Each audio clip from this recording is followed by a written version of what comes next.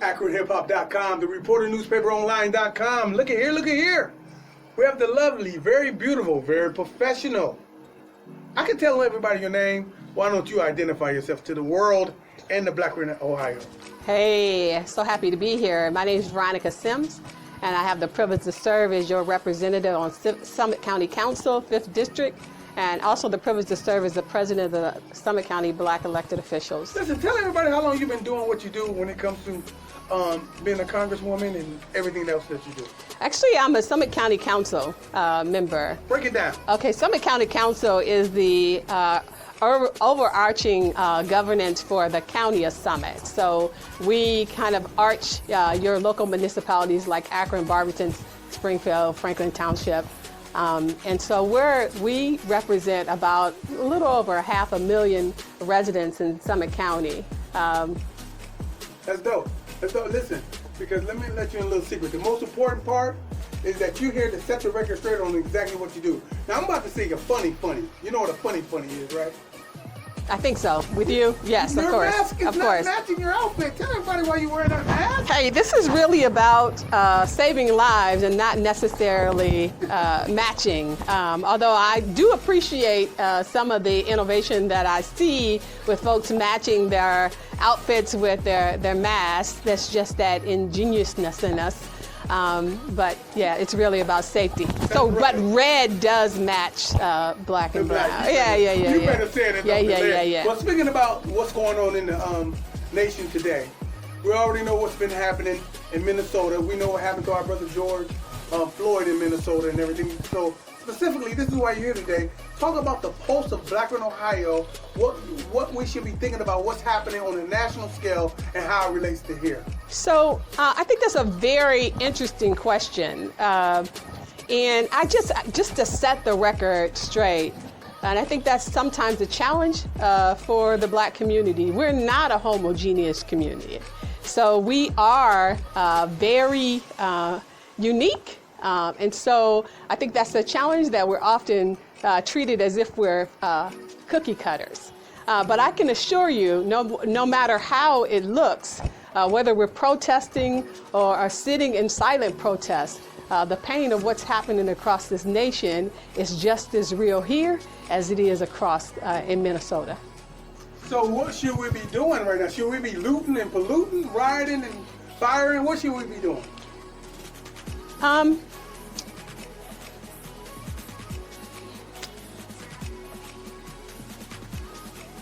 That's interesting. Again, it tends to want to put us all into this one egg basket. I think people are across the nation responding in the best way that they can. This pain or this atrocity that we witnessed in real time is very painful. The unfortunate part of it is that this is not the first time. And so what we are seeing transpiring across the nation is in response to pain. So my pain as an onlooker is much different than the recipient of the actual act. And so how people are responding, I think they're just doing the best that they can. There's something about feeling like you've done all you could to stand, but still someone's trying to knock you down, that makes you respond in the best way that you know how. So I think what we see happening across the country is a manifestation of the pain that has been growing, not just with our brother George Floyd, not just with our brother Ahmaud, not just with our Sandra. It's decades and decades and decades of these kind of acceptable oppressions, and nothing happens. You know, it's unfortunate. You think when you have this level of cry nationally, that there would be a greater response, but there tends not to be. You know, we get emotional about it, and then you know, our even our white counterparts. You know, even when we have this discussion, it's almost like we're required to discredit our experience so that we don't offend in the process, right? And so when my friends who happen to be of a different hue talk to me about what's going on, the expectation is almost that I have to say, oh, by the way, there are really great cops around the country. So, you know, and every time I record, or there's some really nice non-black folks, white folks, who are very supportive of a cause. They're very progressive. So every time we're asked to do that, it's almost to the diluting of our experience, almost like we're still hold the responsibility of making the world feel comfortable while our world is set on fire, literally and figuratively speaking. Well, listen, real quick, tell somebody in Akron how to get in touch with you if they need to speak with you and all that good stuff. So again, my name is Veronica Sims. I have the privilege to serve as your 5th District County Council representative on Summit County Council. Thank you. AkronHipHop.com, the ReporterNewspaperOnline.com. I think gorgeousness is outside the building today. You're not in the building, but you're outside the building. Tell everybody your name who don't know. Yes, Mosley Samples, Akron City Council. Okay, now listen, we outside, and it's a very important cipher. And I don't have you mic'd up because of the COVID.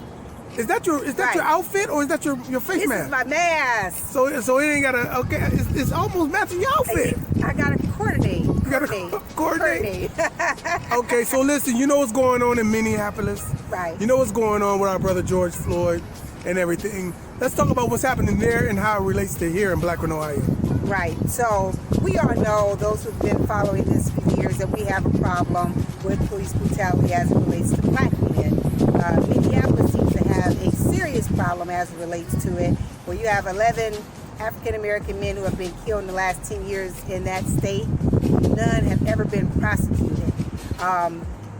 It's a tragedy to watch over and over again this man lose his life because some man decided to press his knee into his neck until all life and breath in his body was gone.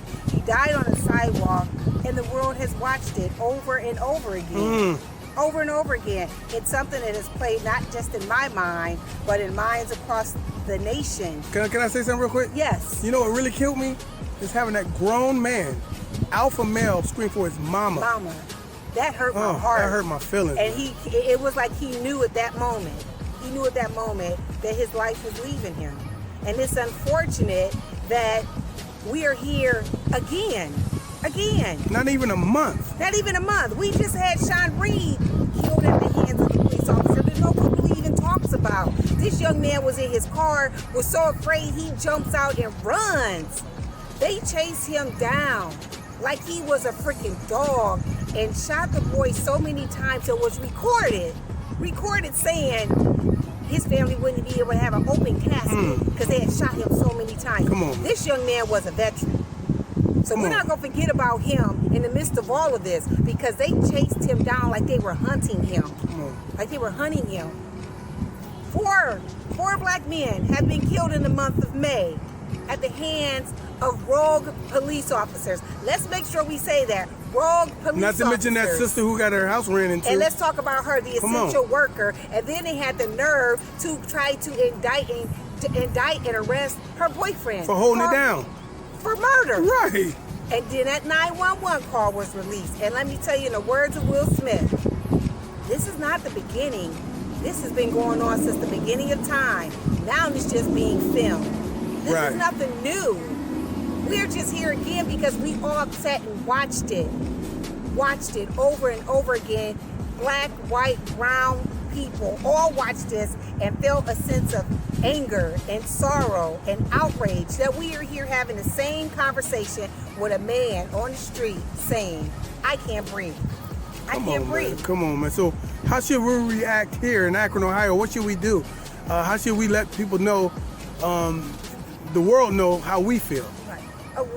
We have a sense of anger here too. Don't get it twisted.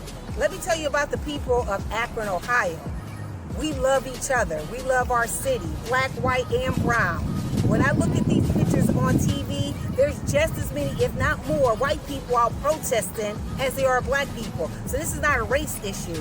This is about, again, officers killing black men. They fear black men for whatever reason on a daily basis now. And it's okay. No, we're not going to sit and say they're just fine people and then call people who are outraged thugs. We're not going to do that. That's for that man at 1600 to do. That's not for us, because we're going to come together here in the city of Akron in unity. If you want to peacefully demonstrate, I am all for that. Absolutely.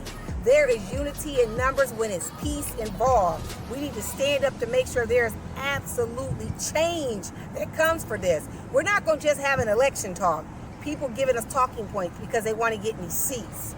We're going to actually do something concrete and substantial to say that there's going to be immediate investigations. No one getting paid leave and people being indicted when you have video that shows that they killed someone. Come on now. Whether they're wearing blue or not. Because if this would have been you or I, we would have been arrested and charged by now. Not having 100 officers surrounding and protecting our house because we killed a black man. Again, that's what we're doing right now. And we need to stop doing that, but that's what we are doing. But here in Akron, I am all for a peaceful demonstration. We're not going to tear our city up. Well, listen, check this out. If anybody planning anything like that or would like to, let everybody know how to get in touch with you so we can make sure everything is peaceful. Absolutely. You can call me at any time. I am very active on social media. You can find me on Facebook, Terry L. Samples. You can find me on Twitter. You can find me on Instagram. You can call me, 330-212-9118. I am very accessible. Probably not to the liking of my family at times to be so accessible. But this is what it takes to make sure that we hold our community down. And if you want to have a peaceful demonstration, and you want to make sure that you have the authorities there so it stays peaceful, I'm all for that. I'm going to tell you what I'm not for. We're not going to tear up the city that we put money into. Because at the end of the day, we got to live here. We got to live here. And we're going to have something to come back to after we finish demonstrating, after we demand that there's change, and after we make sure that they do it the right way. And they're going to do it the right way this time. You can feel it. It's in the atmosphere. Well, listen. Thank you very much for slamming down here. We appreciate you. Black in Ohio appreciate you. Have some fun and get something done. Absolutely. See you later. You know why I'm really here, man. What's going on in Minnesota? Okay, what's happening? What happened to our brother George Floyd and everything? Tell somebody, we're here in Black in Ohio. Tell somebody what's going on. What's the pulse here in Akron? Well, first, my heart goes out to both families as well as to those communities. I was just on a call with some of the national leaders, and I know that the association that we're a part of, they're working with their communities to assist them through this. Here in Akron, I'm thankful that we haven't had any type of violence, of course, which doesn't make much sense, when you tear up your own community. It's like a sense of self-destruction.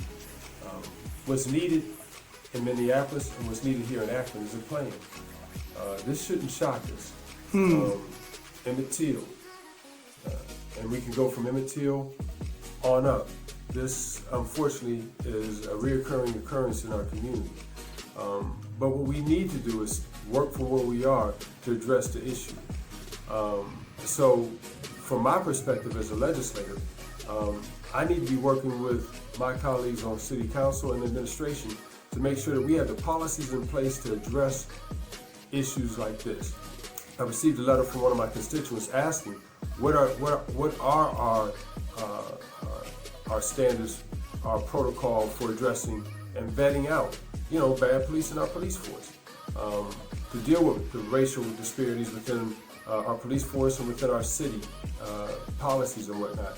So the one thing that I can pledge, and I know in talking to folks across the country, is that we're looking at how can we better shape policy and engage citizens in the process. So what I want to share to the folks in Akron, we always talk about getting out the vote, and that is critical. But it doesn't end there. It starts there. Once you vote, get engaged with your city and elected officials to make sure that we are representing your interests. You don't cast your vote without expecting something in return for it. You better say it, brother. Now, let me just say this. When we had that bad snowstorm, City of Akron formed a special task force, and we ran out and came back with an answer on how we were going to address the next snowstorm. Even though we knew Mother Nature was going to take care of it in its own time. We need to have that same sense of urgency with the racial disparities and inequities in our community. So, I know people's emotions are high, but at the bottom, end result is, as a community, we have to come together and have a plan on how to address these issues. Individually, each one of us can start within our own homes and make sure that we're doing what we can do to put ourselves in the right positions, not to be a casualty. We need to educate our young men and our young ladies on how to engage the police and how they, unfortunately, conduct ourselves if we're stopped. And then once we start with our families, we need to stretch out and work with our communities as well. Hey man, listen, we appreciate you, man. Listen, tell somebody if they need to get in touch with you, if they want to talk to you about some of these issues, how can they get in touch with you? My cell number is 330-212-3034. You can contact me directly. If you don't want to do it by phone call, you can text, or you can email me at ward4Akron@mail.com. Hey man, have some fun and get something done. Thanks a lot, bruh. Thank you, man. AkronHipHop.com, the Reporter Newspaper Online.com. We downtown Akron, Ohio first off, I'm gonna let you take the mask off. I'm 8 feet away. Tell everybody your name who don't know. If you don't know, my name is Judy Hill. I'm president of the Akron NAACP. Listen, Miss Hill, we appreciate you coming down in this lovely weather. Okay. Listen, you know what's going on. Let's just get right to it. You see what's happening in Minnesota and Minneapolis. You see what happened to Brother Floyd and everything. Hey, tell us what you saw and how that relates here in Akron, Ohio. Oh, gee, that's a loaded question. First of all, I have always said to our leaders and to our community friends that we are always one step away from what we see around the world. The best opportunity for us is to always work collectively together. When that doesn't happen, we will see what's going on, not just there, but in Columbus, Ohio, which is very close to us. I do believe that peaceful protests are important because people need to be mindful. But as our president and CEO, Mr. Johnson, said the other night, we have to be smart, we have to be strategic, and we have to change the rules that create the problems that we're in. We've got to do that by voting, people. We've got to get folks registered. We've got to get people out there and make sure that every vote counts. You think it doesn't matter, but it does. We lost this last election, the last presidential election, because of people not voting, not thinking that it's important. And I, as I said, peaceful protests are great, but I will never advocate for, and neither does the National, destroying our own neighborhood. Looting and shooting and shooting up our stuff doesn't make sense to us. Which is we're not doing that here in Akron, which is a great thing. Absolutely not. So, but it's good that you guys are coming out to speak to the community about the actual pulse of the community and how we feel. What do you guys say about that particularly? I just hope that we can continue dialoguing. I know that there are some protests that are scheduled around the Northeast Ohio region. Again, I just want to continue to say, folks, I need you to stay safe. We need you in the fight. We need your voices. We need you to march with us. We also need to remember that when all of this is over, we still have to go back to those same neighborhoods. So think about that as we move forward. Hey, listen, thank you very much. Have some fun and get something done. Okay. Brother Steve, student minister. Brother is always the best title, man. Well, listen, brother minister. Yes, sir. Listen, man, you know what's going on. Let's just give it what we got to give. You know what's going on in the community, Akron, Ohio, and Black America at large. What's going on in Minnesota and other cities responding to our brother George. Talk about it. What should we be doing here? How should we feel? Real quick, and this is not going to be popular, but it's on my heart to say it, and I may get in trouble for saying it, but I'm going to give it to you anyway.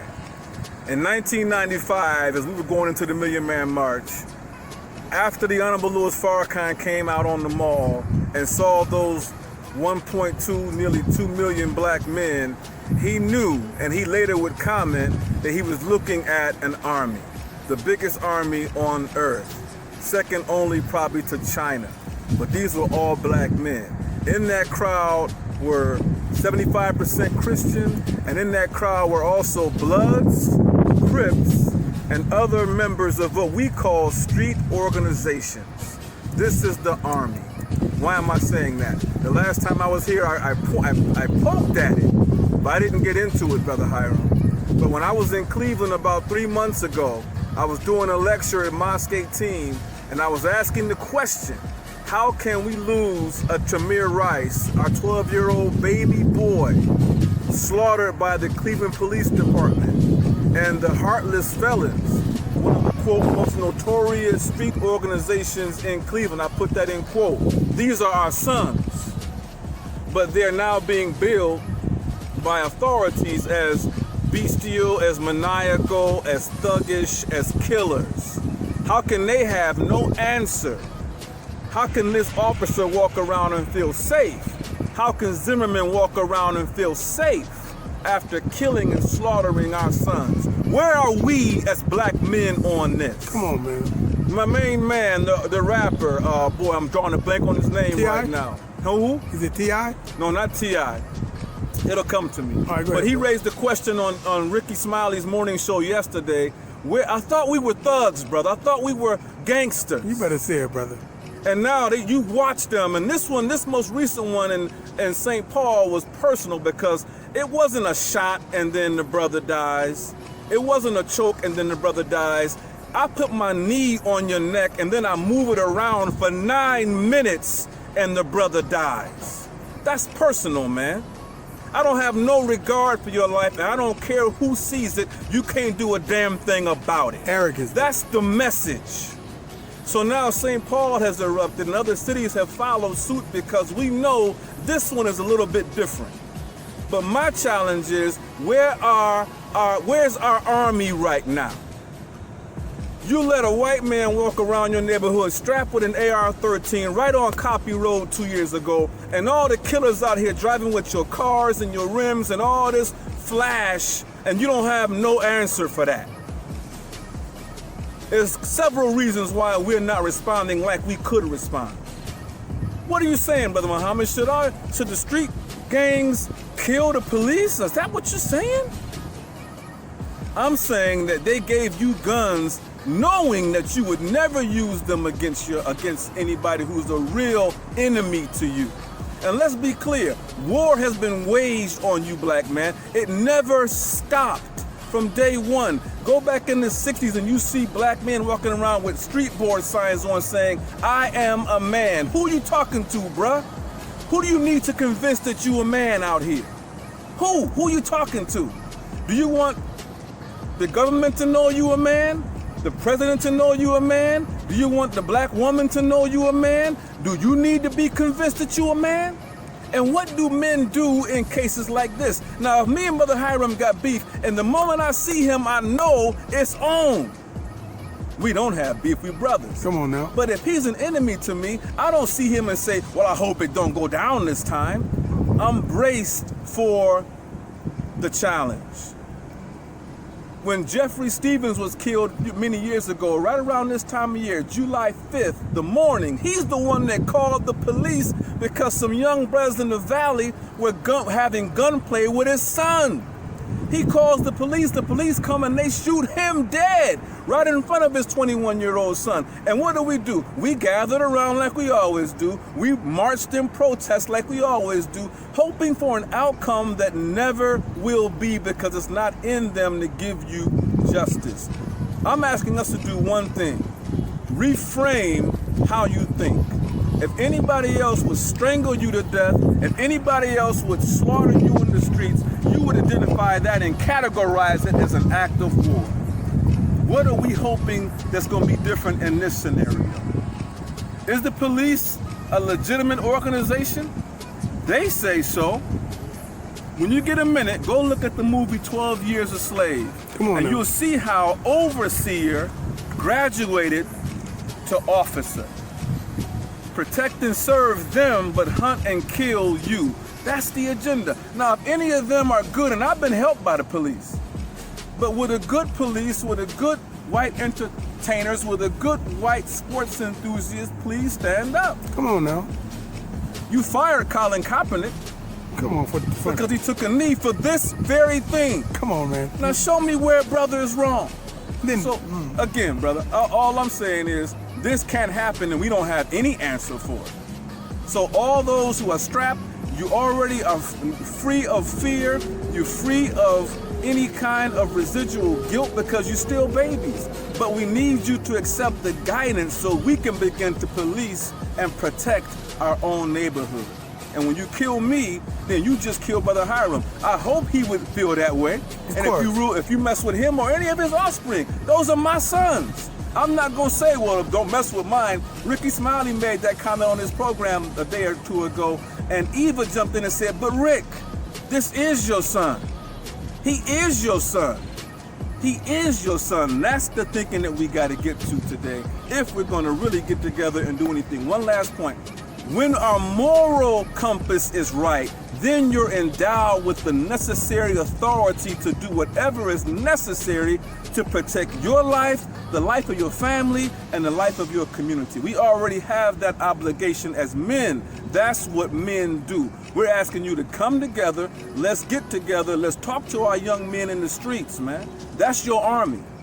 We got to bring them to the table and say, listen, right now we need you to use all of your military prowess, man, in the effort to protect and serve and not be a menace to your own society.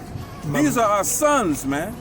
Let's call them in, give them the guidance, and then we take back control of what's already ours. You better say it and don't delay it, Brother Minister Steve. Assalamu alaikum, sir. Wa alaikum salam.